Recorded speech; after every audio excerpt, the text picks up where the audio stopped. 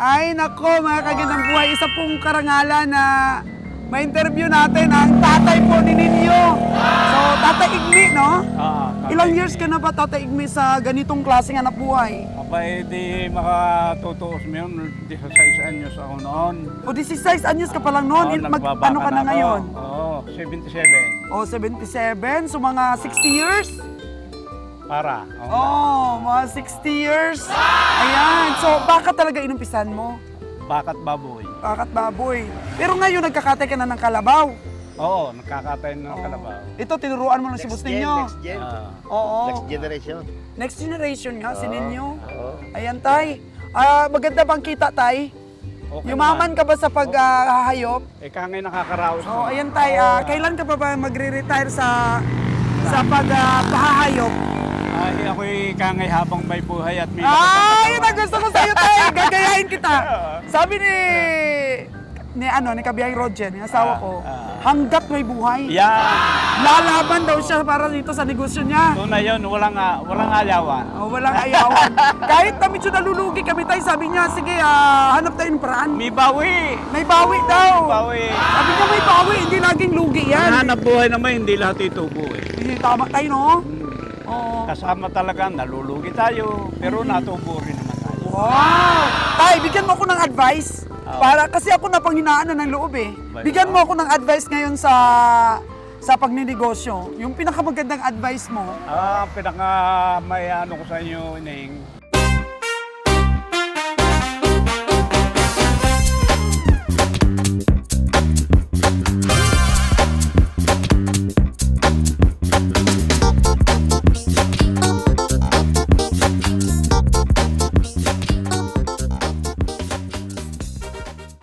Oy, mga kagandang buhay. Ayan na si Danny, oh. Kaway-kaway, Danny.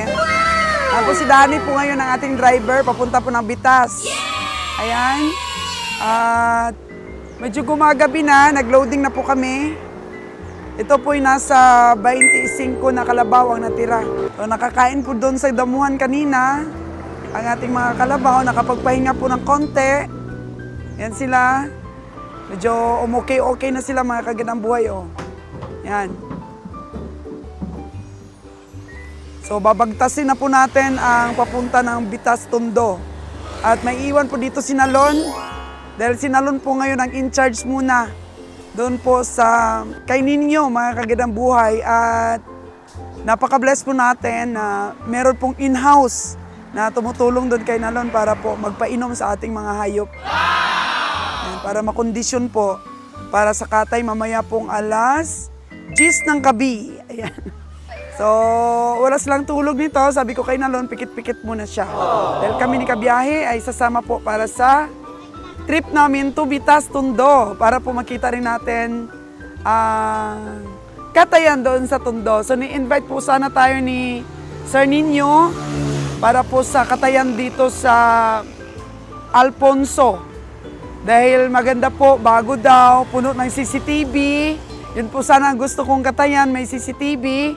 Para po talagang nasa ayos po ang ating katay, ating mga hayop. So come on, samahan niyo po kami sa aming biyahe to Bitas Tondo. Ayan po ang ating cowboys. Medyo nilagay po nila dito sa madamong bahagi ang ating mga kalabaw. Pakain-kainin mo daw muna. Oh, ayan oh, sila oh. Nakapagpahinga-hinga. Na-relax-relax sa lamig ng panahon dito po. Wow! Ano, Dan? Magaling ka na? Wala ka ng lagnat? Okay na daw mga pamartambal. Ayan na, nakainom na daw ng gamot si Danny. Yan po. Kain-kainin mo daw muna. Pinapakain-kain muna ni Gerson ang ating mga kalabaw. Daming damo dito, Gerson, no? Walang hayop sila, no? Oo. Ayos yan, no? Makakain-kain pa yung ating mga kalabaw. Para po sa biyahe na naman. Pero wala silang inom ng tubig niyan. Oo, ayos lang yan basta makakain-kain. Mga ilang oras sila dito binaba mo? Tagal na, tagal na doon. Marami na mo. Oo, marami ding damo doon. Yan. Ito kasi paakyat Pero palagay ko private property ito. Yan, may bahay po doon.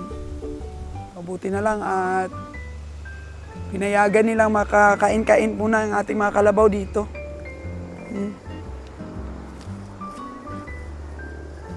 Yan. Malaking bagay talaga na lun kung makainom sana sila ng tubig. Mapreskuhan sila yan, medyo gumanda-ganda na itsura nila. Oo. Malamig po dito. Yan. Medyo nakapahinga-hinga ang ating mga kalabaw.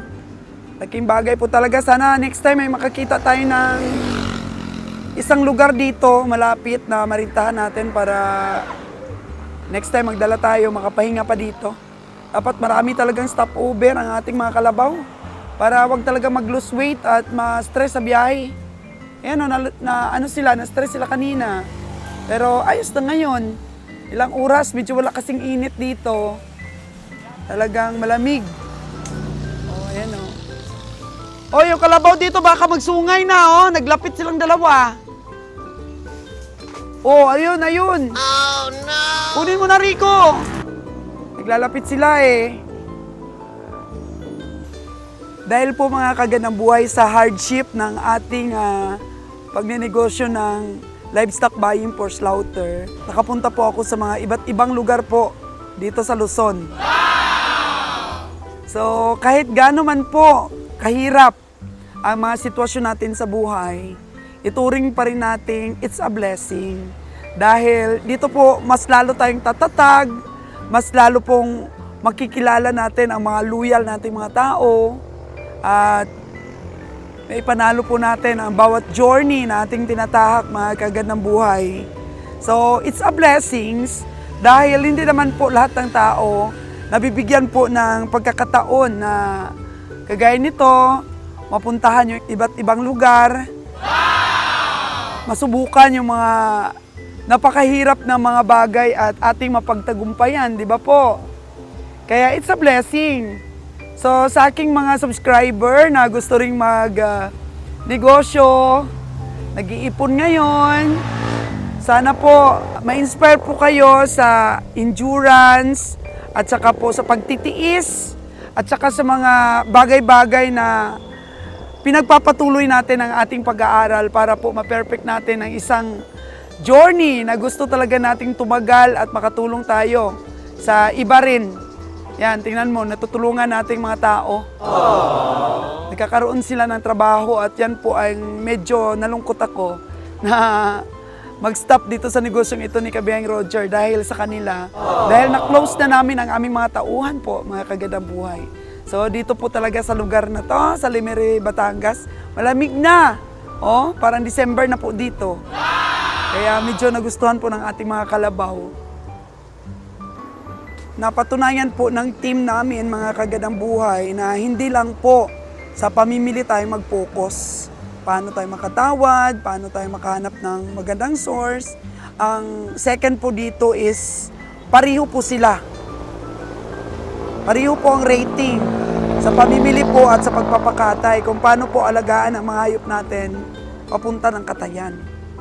So, it's a long process dahil medyo malayo po ang ating biyahe. So, ilang stopover po talaga dapat, sabi ni Kabihang Roger. Kasi nakita niya talaga, napatunayan namin ang itsura po ng ating mga kalabaw, ang ating mga hayop. Super stress. At kailangan din nating perfect talaga yung mga tao na magbabantay. Marami po talagang salamat sa mga viewers natin na nagbibigay rin ng mga comments, suggestions. Sabi nga dito ng isang subscriber natin 2 months ago, sinabi niya sa akin, Madam, kailangan mo talagang magkaroon ng isang taong mapagkakatiwalaan sa katayan. Kasi maraming mga mudos dyan, sabi niya. So hindi namin binigyan ng pansin yun, mga kagandang buhay. Kasi tiwalang-tiwala po kami. Pero ngayon, dahil sa sunod-sunod po na medyo pwede na po talagang tumigil kami, i-consider po namin ito ng dibdiban ngayon. Kaya dito na po ngayon si Nalon at saka si Kabiyahe at saka nagkataon po na walang pasok ang mga bata dahil semestral break nila. Marami pong mga holiday this week. Nakasama po ako para at least mag-vlogs ko rin. Dahil ako pong masipag mag-vlogs si Kabiyahe hindi masipag. So pag sa stockyard naman po namimili ako, maingay po talaga ako dun sa pamilihan. Kasi sa vlogging po mga kagandang buhay, kailangan tuloy-tuloy po ang pagsasalita natin. Dapat wala pong dead air. So lahat po yung mga detalye na yan, ibibigay po natin para hindi po boring ang ating vlogs. Kompleto po ang ating impormasyon na mabigay. So ito si Sir, invite na yata tayong kumain ito. Kasi sa kanila po yung restaurant na yun, So, bulaluhan po yun mga kagandang buhay. Pinapatikman po sa atin. Yan na, patapos na po ang ating loading. Kunti lang naman, 25 lang naman iloloading natin. Puro sa baba lang lahat. So, welcome po sa ating biyahe ha. Samahan niyo po kami. Yan na lang ba ang last? Gumanda sila bigla. Gerson, gumanda sila bigla. Mas lalo na sana kung makainom ng tubig, no? Lamig kasi daw. O, ayan.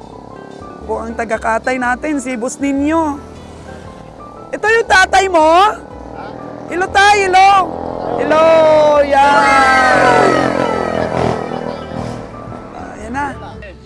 Ay, nako, mga kagandang buhay. Isa pong karangalan na ma-interview natin ang tatay po ni Ninyo. So, Tatay Igmi, no? Ilang years ka na ba, Tatay Igmi, sa ganitong klaseng hanap buhay? Abay, di makatutuos mo yun. 16 anyos ako noon. O, 16 anyos ka pa lang noon. nagbabaka Ano ka na ako. ngayon? Oo, 77. O, 77. So, mga 60 years? Para. Oo. Oh, mga 60 years. Ayan. So, baka talaga inumpisan mo? Bakat baboy. Bakat baboy.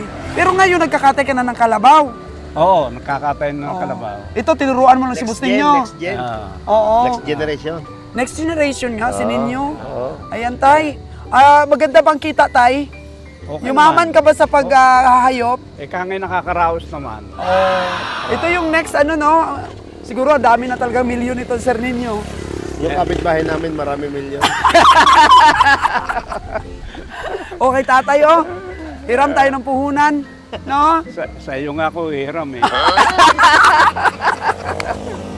Tay, kami tayo, pa lang, mag 2 years pa lang po. Kaya? 1 year at kalahati. Pero pinag-aaralan pa rin po namin dahil ito po napansin namin, medyo mahirap ang biyahe tayo, layo, stress yung aming kalabaw. Meron ba tayong marintahan dito or pwede pahingahan? Meron. Meron. Sige, hahanap tayo. Hanap tayo.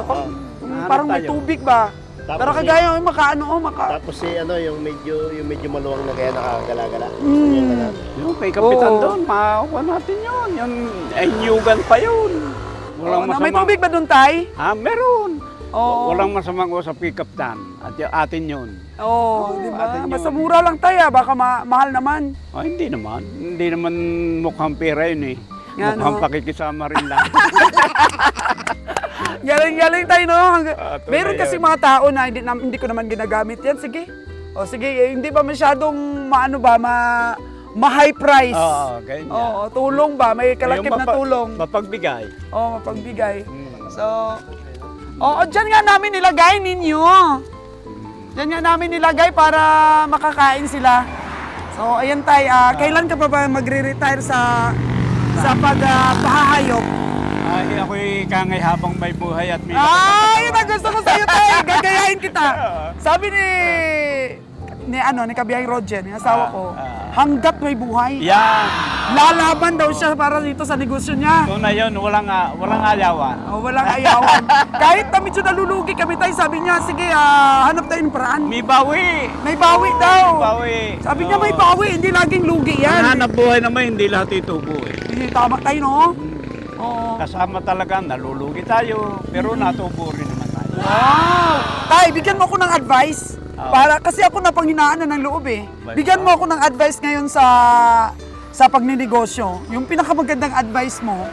Pinaka may ano ko sa inyo, Ining, Sa halimbawa, yan, tuloy ang inyong paghahayop. Oo po.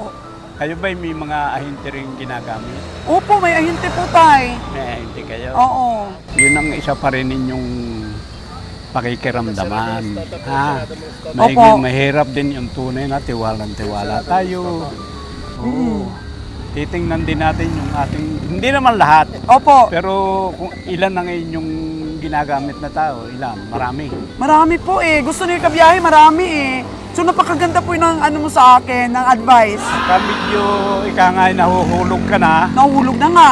nahuhulog sa gayong tao. Hindi naman lahat ng tao gayong kahuhulugan natin eh. Okay. Meron din nagmamahal sa atin. Meron talagang tunay. Oo, edi yun ang ating mamahalin. Yun din ang mamahalin natin. Yung medyo tayo binababa, ay agwata natin sila. Oh, stop na natin kung medyo binababa tayo ng mga tao na yun. Tunay. Pero yung nakita nating sinasamahan talaga tayo Aba, ito yun ang ating samahan ng mga... para aangat din ang buhay nila. Oo. Aangat ka, aangat Angat din sila. So, ang number one mo na turo sa akin, pakiramdaman ang mga Pakiramdaman ahente. mo. Ako hanggang ngayon, itong tanda ko ng ito, Opo. naghahayo pa rin ako. Opo. Pag ako'y natatlong lugi sa iyo, hindi na muna kita kukunan ng hayo. Ay, ang ganda! Pag nalulugi na kami dun sa kinukunan namin ng hayop, hindi na muna. Stop muna. Stop muna. Itutuloy mo na itutuloy. Lugi naman tayo ng Dahil lugi. lugi naman. Napakagaling. Wala Meron pa tayong- ba tay? wala Meron pa ba yung golden advice? Ano pa yung ikalawa tay? Meron pa ba? At saka ika nga, ang ating pakikisama sa kanila, Opo. ay ating dadagdagan doon sa ika nga tayo minamahal nila. Okay. Ngayon, yun nga sabi ko sa iyo, pakiramdaman mo yung medyo tayo dinadown, alsin natin sila. Oh, alisin na natin kung sino nagda-down sa atin. So, huwag ibigay ang tiwala natin doon. Aba, ay Oo. huwag. Ay tayo lang naman ang kukunan, hindi naman nagbibigay. Tama, tama Kawawa po kayo. tayo, kawawa So, tayo. dapat kilalanin ang mga tao na binibilan namin ng hayop. Kung lagi kaming lugi sa mga hayop nila, stop na. Ay ako'y gayon ako, itong tandahong ito. Pag ako'y natatluhan mong lugi, hindi na kita kukunan. Oh, tatluhang lugi na tayo. Oo. Hindi na kita kukunan. Hindi na, tama na yun. Kasi madaya tayo, no? Lagyan Madaya. lang tubig para tumaba. Oo, tunay tayo, no?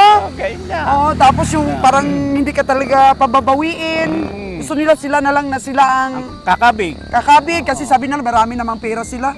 Eh, yun ang pagkakaalam nila, iutang lang naman ang ating puhunan. At saka ilagay mo may pera nga tayo. Opo. Ay kung sila rin laman ang uubos. Oo, tama yan tayo. Huwag na. Oo. Kawawa naman tayo. Oo. Para po, nalulungkot ako tayo. Parang sabi ko, stop na ako kung ganito't ganito. Parang ayaw ko nang magpatuloy. Kasi napakaganda talaga tayong advice mo. Halimbawa, ikaw tagakatay namin, sabi ko nga kay boss ninyo, laban ng patas. Talaga. Oo. At maano mo naman yung ngayong bata. Oo. Ako naman masasabi ko sa iyo. Ilang nga ang anak namin, Siam. Oh, siyam baba, ang sipag mo tayo ah. Oo, Siam. Ay hindi mas pagmalaki sa iyo. Yan, makikita mo naman ang aking mga pinamana sa aking mga anak. Tinamana mo talaga ang abilidad mo tayo. Pinamana ko, huwag kang lalamang sa kapwa. Ika nga, yapakan na tayo, huwag lang tayo yayapak. Tama. Apakan lang tayo, basta tayo eh. Ay talaga. Huwag aapak. Ay, Pag inapakan tayo, tatayo lang tayo. Huwag tayong Ay, di atras tayo. atras lang, atras. Oo. Huwag tayong yayapak ng kapwa. Huwag talaga tayo, no? Kaya nga, in-interview ko rin siya kanina, sabi ko tulungan mo kami sa aming mga hayop. Oo. Siguraduhin mo rin di kami naluluko sa kilo. Ya, naku, ay pag sa kilo, ay malabo. Dahil yung 1 kilong, 2 kilong aalsin mo, Opo. pag binawian ka, ay triple. Tama yan. Triple yan. Triple pag binawian tayo. Nakaw tayo 1 kilo, 5 kilo mawawala sa atin. 10. 10! Ikapo talaga, 10%. Malaki ang ibinabayad. O ngayon tayo, yung mga manlulukot dyan na mga mga nagbibenta sa atin.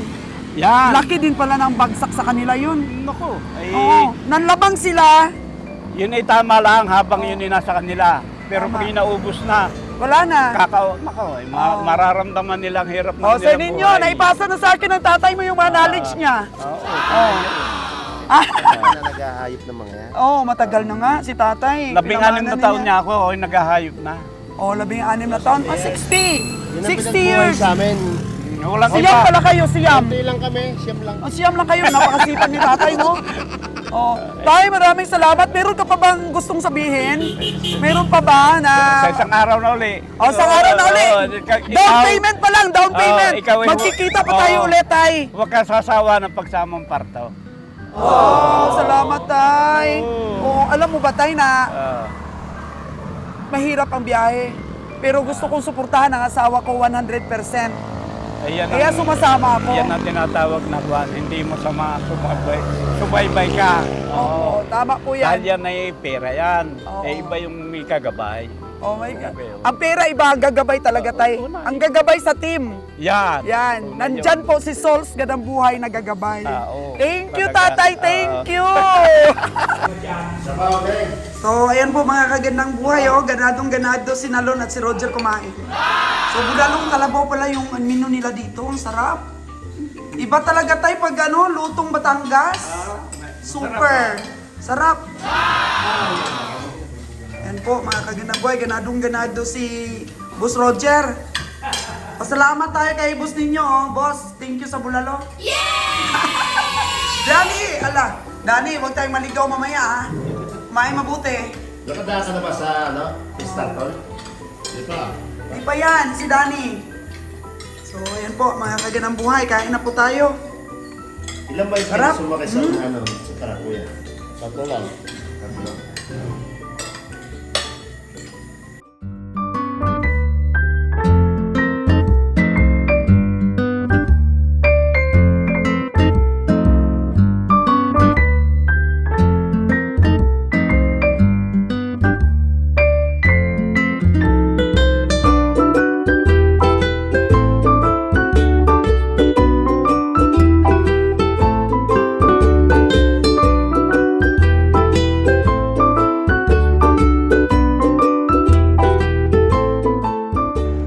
Dito na po ang ating truck sa Vitas Tondo, mga kagandang buhay. Ayan, dumating po kami dito alas 11 na ng gabi.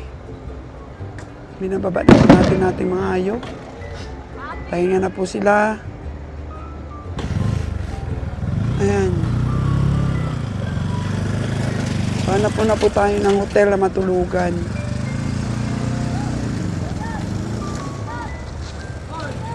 Ayan po.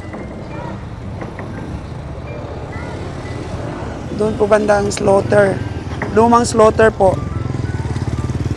Pero meron pong pinapagawa na bago. Sa January daw po ito mag-open. So doon po sa kabilang building. So for the meantime daw, dito po muna sa lumang slaughterhouse.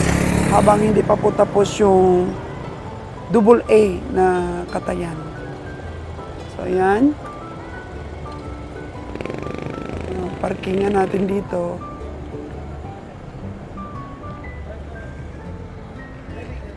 Ating sasakyan. Nakababa na po ang ating mga kalabaw. Banda po dun sa madilim na yun na part. Ang hirap pala dito pag mainit. Walang masilungan dito ang ating mga kalabaw. Dahil ayan o. Tingnan nyo. Building na ito. Residences. Yan. Dito na natin hugasan ang ating sasakyan. O yan o, tingnan nyo, dito lang yung mga kalabaw natin. O, ayan lang sila.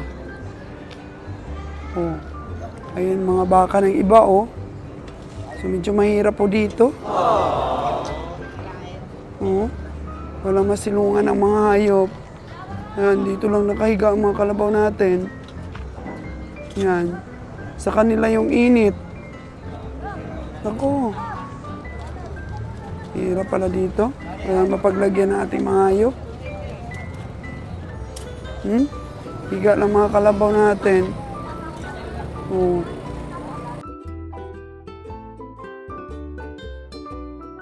Dito sa city talaga mga kagandang buhay.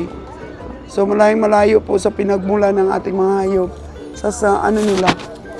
Sa nakasanayan nila malamig na lugar. Dito sila sa city ngayon. Ayan lang sitwasyon nila.